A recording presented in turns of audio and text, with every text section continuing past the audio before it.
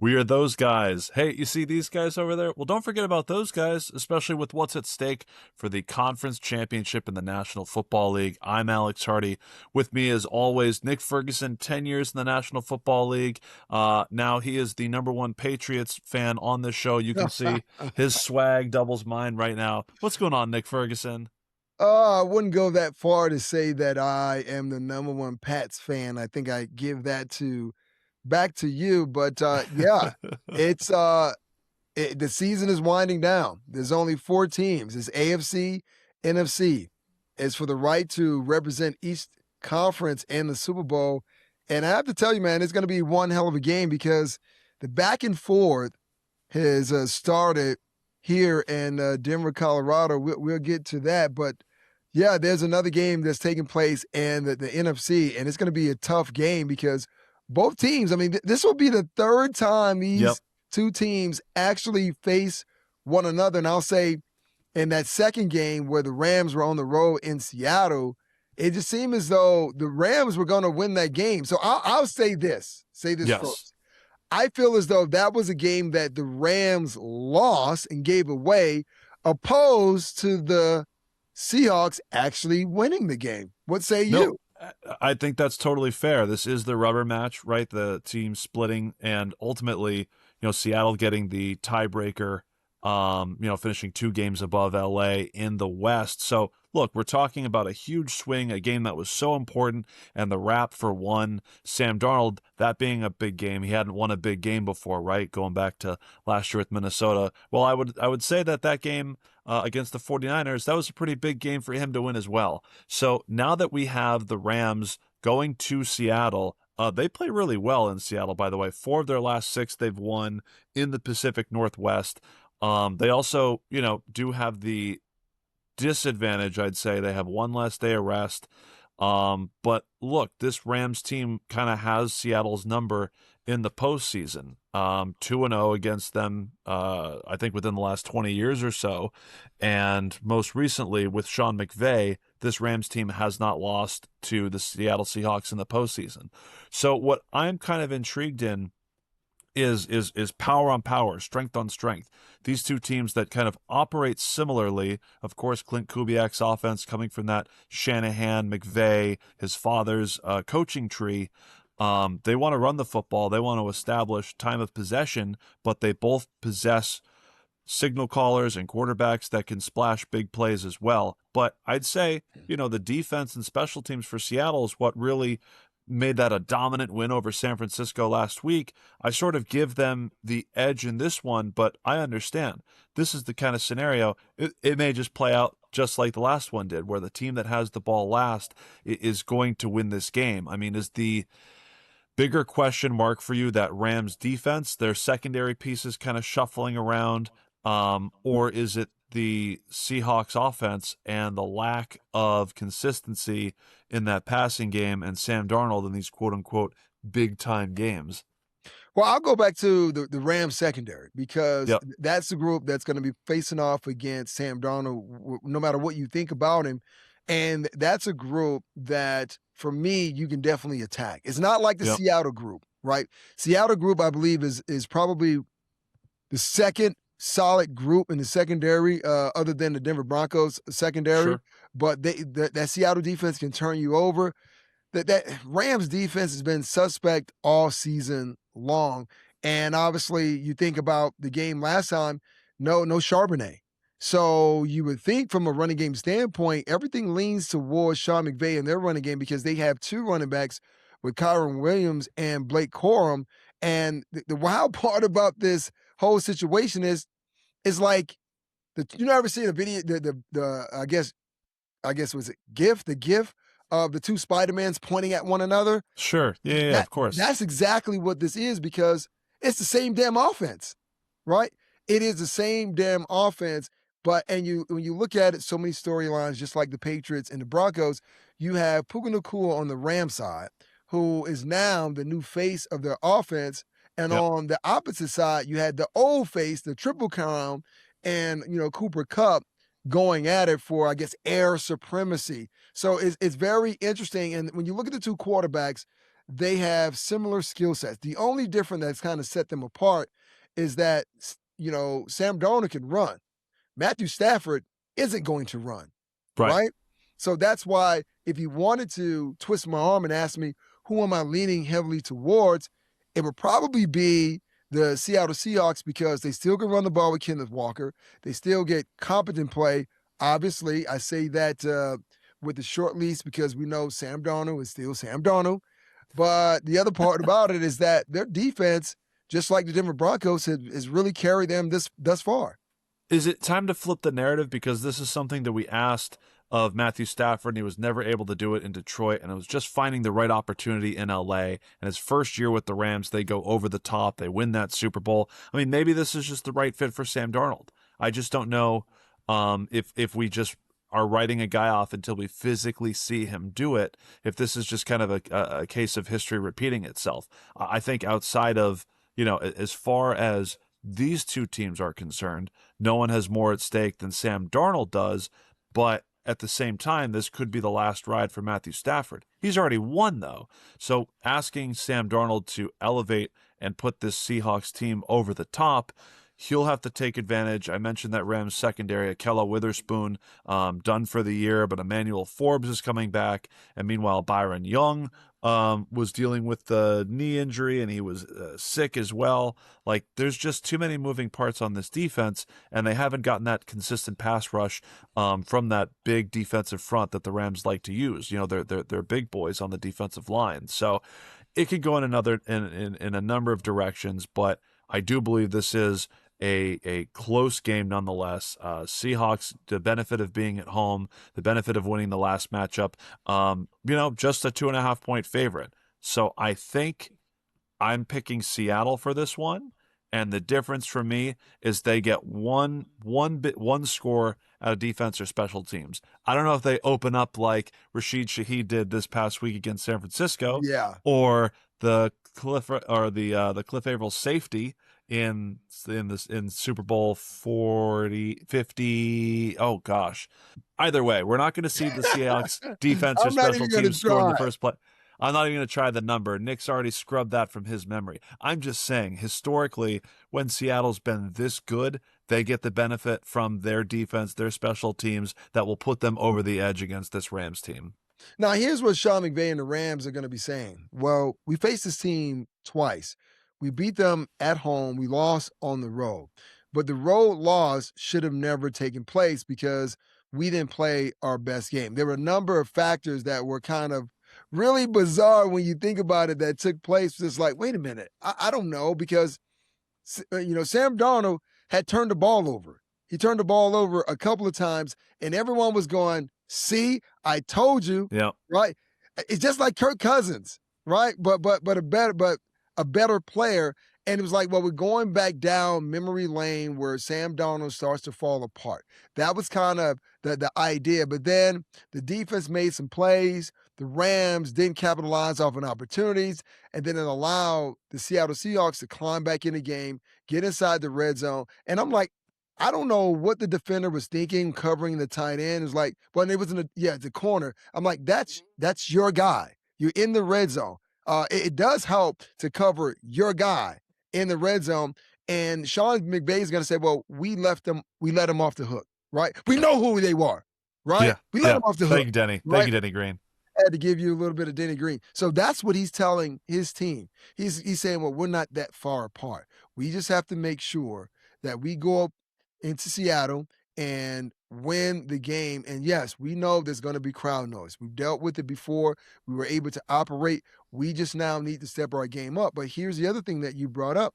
When you look at the Rams defensive line, yes, you have Jared Verse. They have some other big guys. But when you Braden talk Fisk about has been inconsistent. So when you start looking for someone who can make an impact in the run game and the passing game, they don't really have that guy. There is no Darnold, right? You don't have Darnold just kind of messing things up in the interior. You don't have him anymore. So they have to come together collectively as a defense, and I think that's going to be really tough for the third time. Is Poona Ford the difference maker for this Rams team compared to years past? Because if they can stuff Kenneth Walker and force Seattle into longer situations. Like, is he, for lack of a better comparison, is he the defensive MVP if the Rams are able to pull this out? Yeah, I mean, it would be equivalent to the Vince Wilfork for the New England Patriots, which I know you are fond with, because you need That's someone that. to, Hey, that's his helmet that you have, not me. yeah. But the idea is you want to try to take away something that a team does, whether it's in the passing game or player, take something away from them and make them play with one hand tied behind their backs. But here's what Clint Kubiak would actually do. See, if you start taking away things by plugging the two A gaps, you know what they're running? Outside zone, Yeah. right? And here's the thing with With outside Kenneth, zone. which is tailor made for Kenneth Walker. Yes, tailor-made for him. And here's the intricate part of running the outside zone offense. You need your wide receivers to be an extension of the run game. And what I mean by that is you want those guys blocking on the perimeter, right? The whole idea, no block, no rock. That's kind of the staple of Mike Shanahan offense. So I think that would be the go-to for Clint Kubiak, the outside stretch zone. Just in a not necessarily in a vacuum, because they're both deployed in the similar offensive play calling. Jackson Smith and Jigba, Puka Nakua. What do you Mhm. like from both? Is there a certain interruption spot from either one or both as a key to victory for either of these offenses? Look, man, both of these players are dogs, right? I mean, Puka Nakua reminds me of a younger, Cooper Cup when, Hmm. Cooper could still, run. Both of these guys And can. he's not dead. I mean, he's coming off of one of his best games in the last couple of months, and the Rams, victory a week ago. Yeah, and once again, it's important how you use your guys as an offensive coordinator. So Clint Kubiak knows that there's certain aspects of Cooper Cup's game that he still can actually, lean on. Just think about Anquan Bolden when Anquan Bolden was on the back half of his career, right? In And it seemed Baltimore? like an insult to receivers when you say, okay, well, you're just a possession receiver. To me, I look at it the same way that, I look at the, quarterback, then you say game manager. That means you're reliable. You are Yep. freaking reliable. And I know anytime I need to go to a guy in a third and long situations, you got me. So this is how I see Puka Nakua and Jackson Smith and Jigba. But I'm going to say there's more explosiveness that you get from Jackson Smith and Jigba. So it's going to make things really interesting. Once again, going back to what does the Rams secondary actually look like? We'll have to give the Rams as much of the benefit as we can. This is Thursday. They have a couple more days of practice, see who is in and out of the injury report until we get there. Looks like we're both kind of leaning towards Seattle, but this may be the closer of the two conference championship games, because if we talk about New England and Denver, Nick, I'll let you get on out of here. I think it's the Patriots by 15 points. Well, you know what? All I right. would Good night, Nick. I wouldn't be mad at you for that for the obvious reasons because there's no Bo Nix. And the reason I say there is no Bo Nix, over the past 2, 3 weeks, the leading rusher in the clubhouse has been number 10, Bo Nix. And the Broncos have struggled over the past 2, 3 years under Sean Payton establishing the run. Now, the idea is that well, some people in the media and the fans would say, well, it was a running back's fault. They couldn't run the ball. They couldn't Mm-hmm. stay on track. And I'm like, well, if you look at it, I don't think that is the case. The Broncos, knowing as though they do have some big guys up front, they don't create a lot of space. Those run lanes are really crowded. And also, Sean Payton likes to run a lot of reduced formations. And what that does from a defensive standpoint, it makes those lanes even tighter. Now, what he tries to do is to kind of simulate runs by trying to get the backs out on the perimeter and dump it off to him. And when anytime you see Marvin Mims in the game, as a defensive player, the first thing you should think is something is up. They're Yep. trying to do something to us because Marvin Mims, as good as I think he is, he hasn't really been utilized that much. And the game against Buffalo, he was only inserted into the lineup because you had Troy Franklin who went out early with the hamstring. You had Pat Bryant who went down with the concussion. So they were running out of receivers. And by the end of the game, man, them dudes were gassed. Mm-hmm. Right? They were gas. So the Patriots just need to pay attention to that because the word here in Denver is in the run game, do you trust? And most people would say, not a damn try.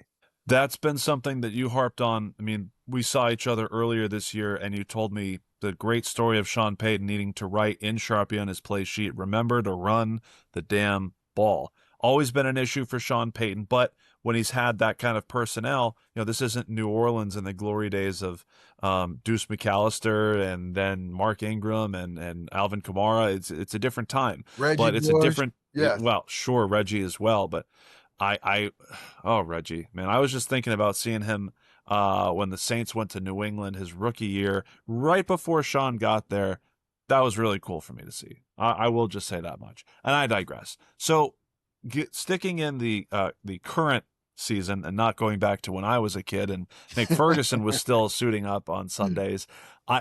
The the elephant in the room is Jarrett Stidham, Yeah. right? And they change at quarterback. And you mentioned the running game, and we're still not entirely sure. You don't have any inside scoopage on J.K. Dobbins, do you? Designated to return off IR. We haven't seen him since November. It's still early enough in the week. There's no update really on J.K. at this time, right? Well, the only update is that they open the practice window and it's been limited practice for him.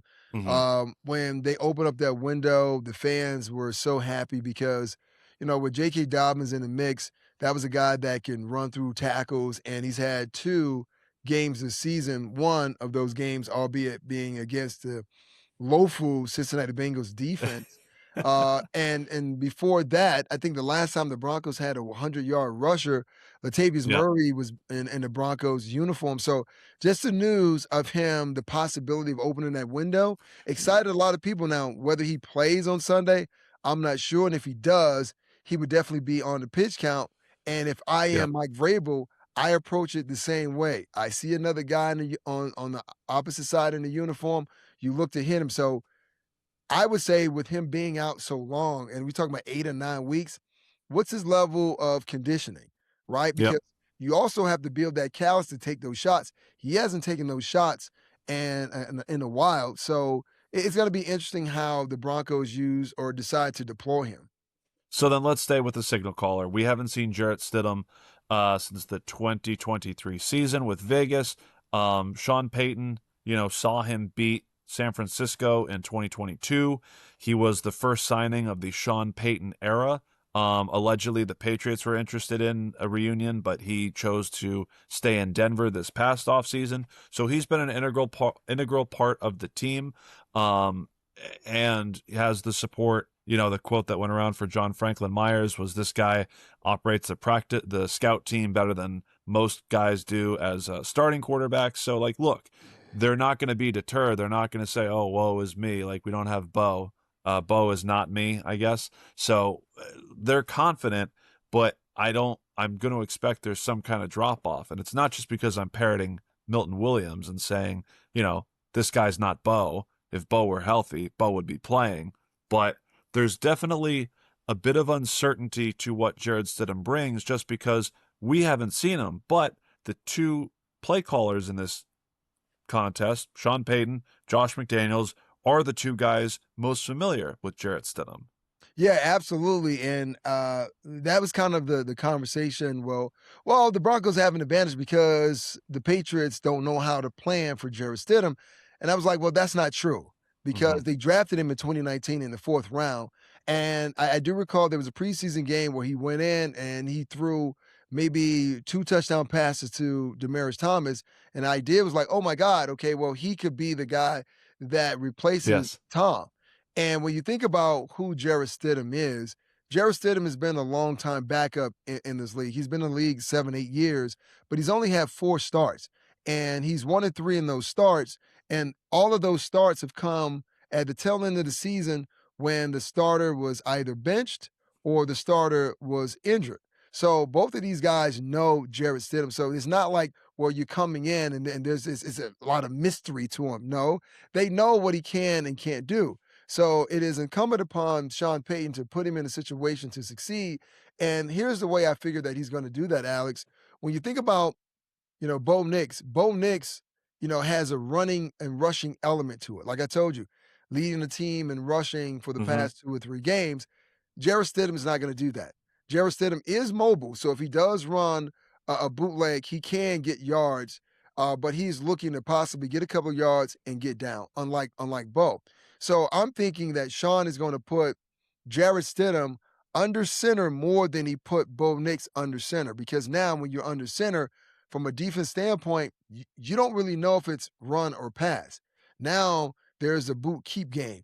And I know Sean likes to run those reduced formations, and he likes to bring the receivers in, and he likes to run the shallows with the deep overs. Hmm. So the way you play that defensively is, if I'm on the right side of the field and I see Cortland Sutton and the number 2 slot and he's on the ball, guess why he's there, right? I mean, if Yeah. he doesn't run a quick out, he's running a deep over, right? It is amazing that guys don't really communicate in that particular way, and I would find it really difficult for a Mike Vrabel coach team for those guys not to be, spot on. But here's the other thing. I know I'm getting long-winded here, but I want to make sure I point out this. I know the idea is that Stidham has played well in practice, and rightfully so. He's made some plays against Pat Surtain and some of the other defensive guys. But here's the other element of practice that is not really spoken of. When you're in practice and you're running on scout team, those defensive guys who get close to the quarterback depth, they don't hit him. So because they don't hit him, that allows him to have that confidence in the pocket to make whatever throw that is. When you're in a live game, Hmm. all bets are off. They're trying to tackle you. So it's not going to be like, oh, it's practice. We cannot hit the quarterback. It's like, no, you're in a different uniform. So I wouldn't go leaning so far as to say, well, hey, man, he did great in practice, so that's going to translate to a game. I'm not 100% sure. Well, we have a body of work switching to the Patriots offense where Drake May's been one of the best quarterbacks in the game.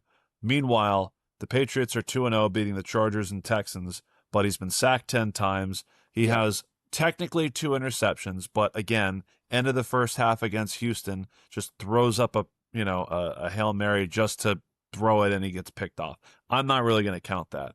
The 6 fumbles, 3 of them lost. They got absolutely bailed out on a ridiculous fumble recovery that allowed them to keep momentum and, well, frankly, keep Houston from taking the ball over inside the red zone, which was huge in that first half.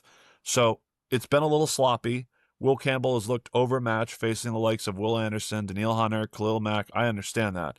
But that Denver Broncos defensive front, I think for all the credit we were giving Seattle and how that defense puts them over the edge, am I wrong in saying that the Broncos defense and what kind of havoc they could reap on Drake May and that offense is what going to keep Denver in the game? Yeah, absolutely. Because all season long, I've been calling the defense MacGyver, because just like the TV show, they always show up when you need them the most. And they've carried this team thus far to this point. I've had a very interesting, I'll put it, conversation with someone who works here in local radio, where I was told that, hey, listen, in that game against Buffalo, the Broncos offense carried the Broncos defense, and I said to that person, I don't know what MFing game that you were watching, but that's not what I saw. Right? Okay. The defense That's had right, been, because they were carried by the refs and they were yeah. carried by the league trying to fix a game so that Josh Allen, one of the Oh, league's biggest stars, couldn't win. hey, That's what man. was going on. It was Whoa, whoa, rigged. whoa, whoa. That's a whole different story. I'm keeping it between the X's and O's. I'm not talking about the zebras and calls that were either made and either Yeah, made or and not the made. But tinfoil and well, yeah. listen, there were a lot of plays on both sides that you say, well, they should have been called, No, no, that no, no. You maybe talked should have you been talked called, or about maybe how shouldn't be called. it was a gas defense, just as you had said. The likes of Marvin Mims were stretching the field. Guys just grab, and if they don't call it earlier in the game, they're going to call it when it's supposed to be called. I'm not going to let 4 turnovers get overruled by 2 flags in overtime. Well, okay, Like, to be fair, there was a holding call, a holding play that took place when Josh Allen was in the end zone. And usually, if you get holding in the end zone, that's an automatic safety, mm-hmm. because when you watch it, it looked like DJ Jones was being held and it wasn't called. So I digress. We're not going to get into the officiating, but it just comes back to which team turns the ball over the least. And those fumbles by Drake May, you can't do that. Throwing interceptions, you can't do that because if you do that, now you're putting yourself in a tough situation. Now Sean Payton can now milk the clock, right, and work the clock, knowing as though he's playing with the lead. And this is why Coach Payton, and I give him credit for it. When Bo Nix, it was announced that Bo Nix was not going to play and he was done for the season, immediately Coach Payton said, Stiddy is our guy. I need you guys to get behind him, do Mm-hmm. all of that. Because once again, what it spoke to me, I don't know everyone else, but it spoke to me. That's more pressure on Vance Joseph in the defense. I need you guys to make more plays. And you know what was wild, Alex? There were so many fans who have gotten behind Jarrett Stidham so much they changed their social media avatar to Yes. Stiddy. So it Let raised me a pull it. question Let me for pull me. it. Yeah. Yes, it raised a question for me like, wait a minute. So Bo Nix has been your quarterback all year long. He gets injured. Insert Jarrett Stidham, and then now you guys are changing your avatars to Jarrett Stidham, who hasn't played since 2023, when you could have done that for Bo. I was told that, well, I'm being negative. How am I being negative? I'm just trying to pull it right now because we really have to do it justice, right? Where Yes, we everyone with the just same. we just see our guy, right? Like he's got the LeBron meme. No team in NBA Finals history has come back from trailing 3-1. This is the moment, right? This is the glasses, the earbud, like we're just tuning all that out. So That's like the Jim McMahon Chicago Bears look. yes, exactly, exactly. Another contemporary reference, Nick. I think it's because everyone loves an underdog story and the guy that hasn't played, whereas we've seen Bo Nix and he's cost the Broncos games this year. He's won a lot more than he's lost, but we're going to remember the ones that, gave us an upset kind of feeling and a discomfort in our tummy. So that's kind of the way it is. And what it also is bulletin board material, right? That's the guy we're going to put up there and we're going to be rooting for. It's not like the kind of bulletin board material where Sean Payton, again, love the fans for being able to rally behind Stiddy, but Peyton says, leave it all out on the field. You guys will have 2 weeks off before we play again. Is he out of pocket here? Or was it Keyshawn Booty out of pocket for saying, you can spend 2 weeks in Cancun if you want as well? Well, I mean, it's a war of words. And here in Denver, it was like, okay, just like the Jacksonville situation, it was taken out of context. That's not what he was. No. That's No. not what he Oh, was really okay. saying. Uh-huh. I'm just telling you, man. That's the word on the street. The word on the street was it's being taken out of context, right? And the media loves to kind of feed into this because they're always listening for a soundbite. So, Keyshawn Booty, he was asked. Actually, Oh, yeah. it was leading the witness to be exact, right? I'm with Keyshawn. I'm asking you about your head coach, Sean Payton.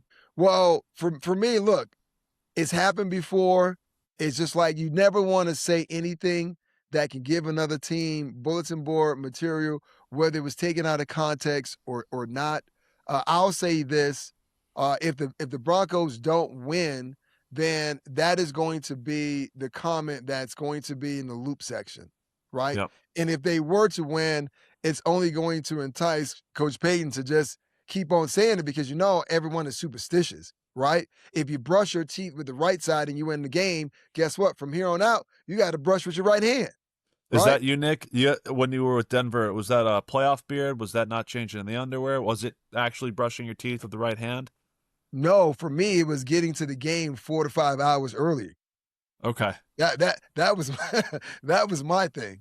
So yeah, I won't pry too much, but it just seems like you wouldn't be a lot of fun around the house on game day anyway. So you're just doing a service to everyone else, just disappearing early for those playoff games. well, for me, I mean, usually game day was just like training camp. Mm-hmm. I slept in the basement, right? I was sleeping in the basement, and what happened was, okay, well, you go to the hotel the night before, so that's where you're sleeping.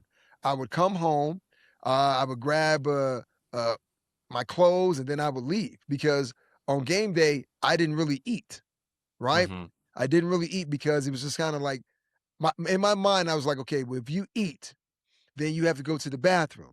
And what if you have to go to the bathroom while you're on the field, right? And you don't want to put that on tape because you won't be able to live that down. So my idea is that if I didn't eat, I didn't have to go to the bathroom. But I'll tell you this, man, talk about having the shakes after the game. I mean, I'm like, I'm just on one. I'm like, give me something, a bar or orange, give me something to eat. But being hungry on the field actually paid dividends because it made me more intense, if you can understand that. Like made me more hangry. I understand you. I'm just going to counter with Lamar Jackson not subscribing to that theory at all, and he has a couple of MVPs to show for it. Clearly, he has no fear of needing to go to the bathroom when he has to go to the bathroom. We all saw it. We all saw it. That man running on the field and running in the bathroom as well.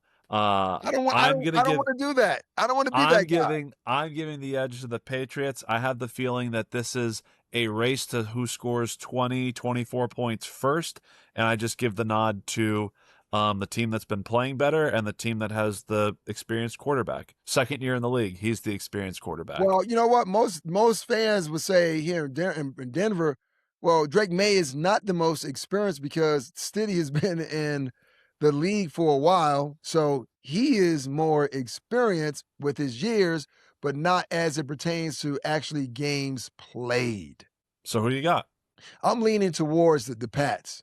Here in Denver, people may feel a little indifferent to that, but for me, look, Stiddy is a very competent player because now you talk about, capability versus capacity. Yes, is he capable because he's been in the league a while? Yes. Is he capable because he's been in the scheme for almost 3 years? Yes. But as far as capacity, meaning that and trusting in him to make the plays down the stretch when the game gets tight, I haven't seen that. Now, had I seen that all season long, then my mindset would be a little different than, oh, by the way, the Broncos don't run the ball, right? They haven't run the Yeah. ball well. And then when you look at shots down the field, like you only get shots down the field if you're the Broncos offense based on what I've seen, if you're blowing coverage. And last week against the Buffalo Bills, man, there was a lot of blown coverage where I was like, what in the hell are their secondary looking at? So if you have a bust in your secondary, they will definitely take advantage of you because, like I told you, they're running a lot of crossers, a lot of guys from right to left, and they love to kind of flood the zone. So if you're in man or zone and you're not really communicating, they would definitely take advantage of it. He's Nick Ferguson, 10 years in the National Football League, primarily with the Denver Broncos, where he reps Denver, still there to this day. I'm Alex Hardy. It seems as if we're in lockstep. Seattle and New England for both of these conference championship games will get a rematch of Super Bowl 49. Happy to get into how that one came out, but we'll have plenty of time to relive that glory for Malcolm Butler if we do get that matchup, but we won't know until we're back next time following the championship round. Nick Ferguson, I'm excited. We've got 3 games left. The final 4, as you said when we first came on. So let's get on out of here. What do you have to say to the people? Oh, people, don't believe everything that you hear, right? And always keep your eyes on your luggage.